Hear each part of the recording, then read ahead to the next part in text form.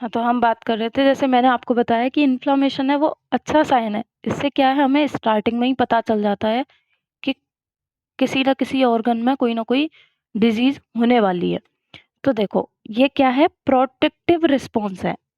क्यों है? क्योंकि अपनी खुद की बॉडी वर्क कर रही है। हमने बाहर से ऐसा कुछ नहीं लिया है, अपना खुद का इम्यून सिस्टम वर्क कर रहा है उस पार्टिकल को बाहर निकालने के लिए। इसलिए क्या बोल दिया कि ये क्या है, प्रोटेक्टिव रिस्पॉन्स है। The purpose of which is to destroy the damaging agent, जो बाहर से, अब इन्फ्लामेशन का मेन मोटिव क्या है, पर्पज क्या है, जो बाहर से जो पार्टिकल आया है उसको बाहर निकालना या उसको डिस्ट्रॉय करना। अब ये सारा काम कौन करेगा, डब्ल्यूबीसी करेगी।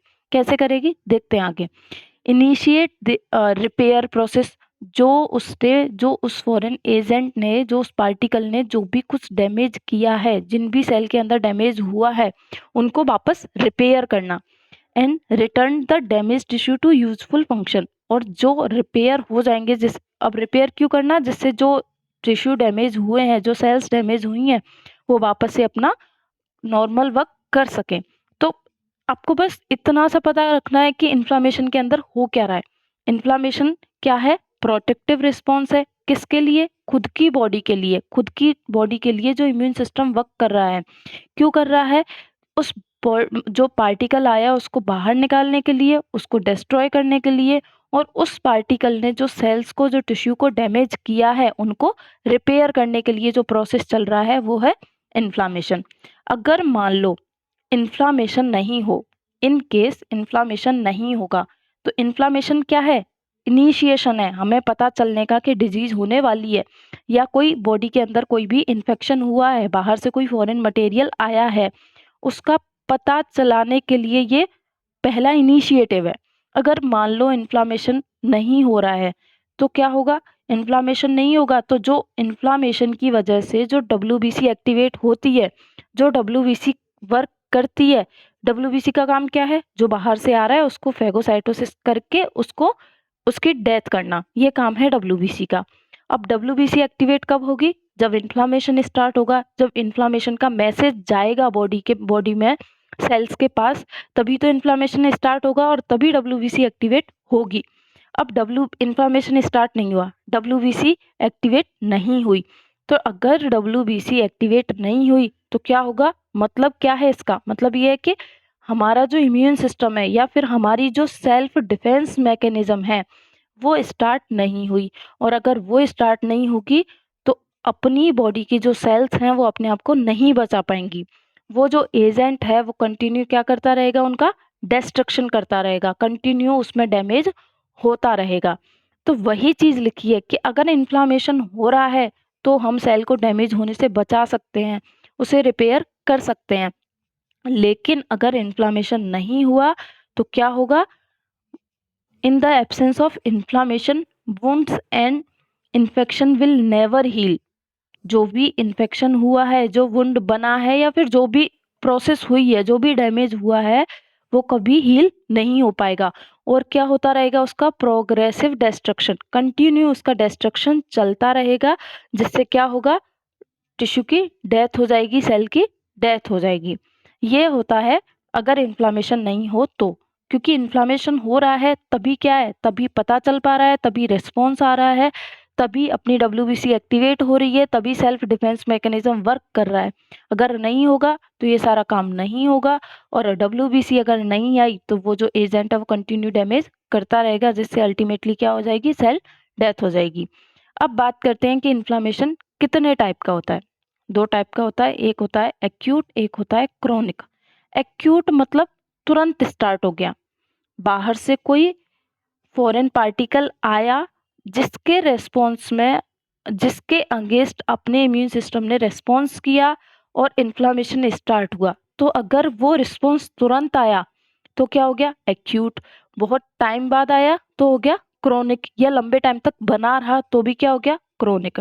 तो एक्यूट क्या है, it is a rapid response to an injurious agent. जो भी बाहर से इंजरी करने के लिए जो भी एजेंट आया है, जो भी डिजीज करने के लिए जो भी एजेंट आया है, उसके लिए क्या है, ये response. And it relatively of a short duration. क्यों, क्योंकि ये जल्दी स्टार्ट होगा और कम टाइम तक रहेगा, इसलिए क्या बोल दिया, एक्यूट बोल दिया। अब सबसे पहले कि ऐसे कौन से स्टिमुलेशन है, ऐसे कौन से एजेंट हैं जिनकी वजह से क्या हुआ, बॉडी के अंदर एक्यूट इन्फ्लामेशन स्टार्ट हुआ। ऐसा क्या प्रोसेस है, क्या क्या क्या बाहर से आया जिसकी वजह से सेल एक्टिवेट हुई, इन्फ्लामेशन स्टार्ट हुआ। अब वो कुछ भी हो सकता है, कुछ भी इन्फेक्शन, चाहे वो बैक्टीरिया हो, वायरस हो, कुछ भी हो सकता है। बाहर से मतलब फॉरेन होना चाहिए, बाहर से आना चाहिए, यानी कि अपना जो इम्यून सिस्टम है वो उसको जानता ना हो। तो कोई भी इन्फेक्शन हो सकता है, कभी भी ट्रॉमा, इंजरी, एक्सीडेंट होता है, तब भी क्या होता है, जो ब्लड लॉस होता है, क्या होगा, इन्फ्लामेशन स्टार्ट होगा। फिजिकल केमिकल एजेंट, बाहर से कोई कोई पॉइजन ले लिया, कोई भी एजेंट, कोई भी केमिकल मीडिएटर ऐसा जो क्या है बॉडी के अंदर जाके क्या करे, इम्यून सिस्टम को एक्टिवेट करे, मास्ट सेल को एक्टिवेट करे, वो सारे क्या कॉजेज होंगे, वो सारे रिस्पॉन्सिबल होंगे किसके लिए, एक्यूट इन्फ्लामेशन के लिए। टिश्यू नेक्रोसिस, अब क्या है, ये भी तो होता है कि सेल अपनी नॉर्मल जो बॉडी की फिजियोलॉजी है उसमें भी क्या होता रहता है, कुछ सेल्स की डेथ होती रहती है, नई सेल प्रोड्यूस होती रहती हैं। तो जो सेल की डेथ हो जाती है उन सेल को भी तो बाहर निकालना है, तो उनको बाहर निकालने के लिए भी क्या होगा, एक्यूट इन्फ्लामेशन स्टार्ट हो जाएगा। तो टिश्यू की नेक्रोसिस हो गई है, टिश्यू डैमेज हो चुका है, तो क्या है, कुछ ऐसे फैक्टर रिलीज होंगे जिससे उसको बाहर निकाला जाए, जिससे WBC एक्टिवेट हो और उनको उनके लिए फेगोसाइटोसिस की प्रोसेस स्टार्ट करें। फॉरेन बॉडी, ये सारे बाहर से आने वाले हो गए। और इम्यून रिएक्शन, खुद के लिए जब भी बोलते हैं कि ऑटो इम्यून हो गया, तो उसके लिए भी क्या है, जो इम्यून सिस्टम है वो खुद की सेल के अगेंस्ट भी काम करेगा, तब भी क्या होगा, स्टार्टिंग कहाँ से होगी, इन्फ्लामेशन से होगी। तो ये सारे क्या है, स्टिमुलेशन है किसके लिए, इन्फ्लामेशन को स्टार्ट करने के लिए। उसके बाद अब सबसे इम्पोर्टेंट चीज है ये, यहाँ से क्वेश्चन आता है, इन्फ्लामेशन से क्वेश्चन आता है 5 नंबर के अंदर। और अगर 2 नंबर में क्वेश्चन पूछा गया तो इन्फ्लामेशन से यही क्वेश्चन पूछा जाएगा कि इन्फ्लामेशन के कार्डिनल साइन क्या हैं। हम आयुर्वेद में बात करते हैं प्रत्यात्म लक्षण, ज्वर का प्रत्यात्म लक्षण, गुल्म का प्रत्यात्म लक्षण, अतिसार का प्रत्यात्म लक्षण, इन्हीं का जो कार्डिनल साइन है वो ही क्या है, प्रत्यात्म लक्षण है। तो इन्फ्लामेशन का प्रत्यात्म लक्षण या कार्डिनल साइन कितने होते हैं, कौन कौन से होते हैं और उनके अंदर क्या होता है। 2 नंबर में अगर यहाँ से क्वेश्चन उठा 2 नंबर में, तो यही क्वेश्चन उठेगा कार्डिनल साइन का। तो 4 चीज होंगी, 1 2 3 4, ये चारों जो होंगे इन्हीं को मिला के क्या बोल दिया, कार्डिनल साइन ऑफ इन्फ्लामेशन। ठीक है, सबसे पहले जब भी इन्फ्लामेशन स्टार्ट होगा, अब इन्फ्लामेशन स्टार्ट देखो, नॉर्मल से बताती हूँ, जैसे इंसेक्ट बाइट करता है कोई भी, या मॉस्किटो बाइट जनरली करता ही रहता है। मॉस्किटो बाइट किया तो मॉस्किटो जब बाइट करता है तो वो जब भी बाइट करेगा वो अपना सलाइवा छोड़ता है, और उसका जो सलाइवा होगा मॉस्किटो का, वो क्या करता है, वो अपने लिए फॉरेन पार्टिकल का काम करेगा।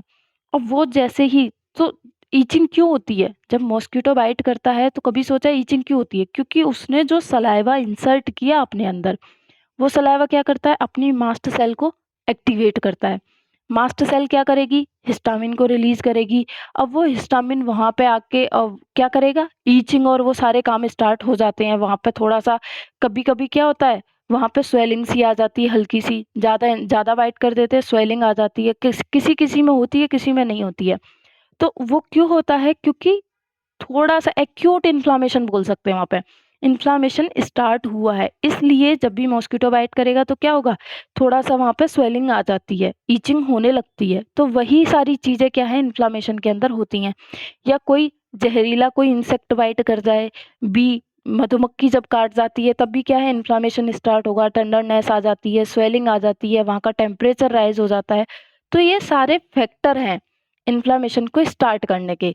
अब सबसे पहले क्या होता है, जब भी इन्फ्लामेशन स्टार्ट होगा तो सबसे पहले क्या होगा, र्यूबर, यानी कि रेडनेस आएगी। जिस एरिया में इन्फ्लामेशन हो रहा है वहां रेडनेस आएगी। अब वो रेडनेस क्यों आती है, मास्ट सेल, अभी बोला कि मास्ट सेल क्या होंगी, इन्फ्लामेशन स्टार्ट हो रहा है सबसे पहले एक्टिवेट होंगी मास्ट सेल, रिलीज करेंगी हिस्टामिन। वो हिस्टामिन क्या करता है, वेजोडाइलेशन कराता है। वहां पर जो ब्लड वेसल्स हैं उनके अंदर क्या होगा, वेजोडाइलेशन हो जाएगा और उस वेजोडाइलेशन के थ्रू क्या होगा, ब्लड का फ्लो बढ़ जाएगा वहाँ, और जैसे ही ब्लड फ्लो बढ़ेगा वहाँ पर रेडनेस आना शुरू हो जाएगी। नॉर्मल ब्लड फ्लो हो रहा है, कोई रेडनेस नहीं आ रही है, लेकिन जैसे ही वहाँ पर हिस्टामिन रिलीज हुआ, वेजोडाइलेशन होगा, ब्लड का फ्लो बढ़ जाएगा, और ब्लड का फ्लो बढ़ते ही सबसे पहले वहाँ पे आएगी रेडनेस। ठीक है, रेडनेस आएगी, फिर उसके बाद स्वेलिंग। स्वेलिंग क्यों आती है? ये ट्यूमर जो भी थोड़ा सा उभरा हुआ सा क्यों दिखता है, स्वेलिंग क्यों आती है? क्योंकि जो फ्लूइड ब्लड वेसल्स के अंदर, जो भी फ्लूइड, प्लाज्मा और ब्लड जो भी है उसके अंदर, वो फ्लूइड क्या करता है, बाहर आने लग जाता है इंटरस्टिशियल स्पेस में। अब वो जो फ्लूइड बाहर आने लग जाएगा, अब पहले तो फ्लूइड क्या है, उस पाइप के अंदर है, उस ब्लड वेसल के अंदर है। अब जैसे ही वो अपनी जगह छोड़ के किसी दूसरे स्पेस में आएगा, नो डाउट वो क्या लेगा, स्पेस घेरेगा। स्पेस घेरेगा तो वही स्पेस जो उसने घेर रखा है वही क्या, स्वेल हुआ दिखाई देगा हमें, उसी को हम क्या बोल देते हैं, स्वेलिंग हो गई है। तो ट्यूमर में क्या हो रहा है, due to exudation of fluid, जो फ्लूइड बाहर आ रहा है निकल के कैपिलरी से, जो फ्लूइड बाहर आ रहा है वो बाहर आके इंटरस्टिशियल स्पेस में जमा हो जाएगा, वहां उसका स्टोरेज होगा और उस फ्लूइड की वजह से हमें स्वेलिंग फील होगी। फिर थर्ड होता है कैलोर, या फिर बोले हीट, टेम्परेचर राइज होना।